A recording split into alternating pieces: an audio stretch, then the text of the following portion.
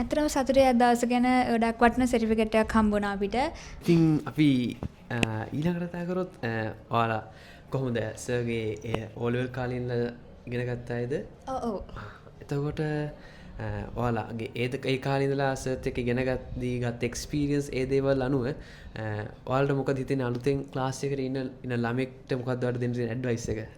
ඇත්තටම පරණ ඒ කියන්නේ සර් ගොඩක් කෙටි ක්‍රම කියලා දෙනවා හැම ටෙස්ට් ඒ කියන්නේ පේපර් එකේ තියෙන ගොඩක් දේවල් වලට එසේ එකට උනත් ගොඩක් කෙටි ක්‍රම කියලා දෙනවා. ඒ කියන්නේ පාර්ට්ස් පහකට බෙදලා ලස්සන්ට ඒ කියන්නේ අපිට පාඩම් කරන්න ලේසි වෙන්න එහෙම කෙටි ක්‍රම ගොඩක් කියලා දෙනවා. ඇත්තටම සර් ගොඩක් මේ ලේසි විදිහට තමයි අපිට ගන්නන්නේ. අපිට chart එක වුණත් හරියම ලේසි විදිහට. දැන් ඉස්කෝලේ ගන්නද්දී අපිට ඒක අමාරුයි. සමහරවිට තේරුම් ගන්න අමාරු වෙනවා. සර් කියලා දෙද්දී හරියම ලේසි. විභාග වුණත් හරියම ලේසියට අපිට ඒක ලියන්න පුළුවන් වුණා.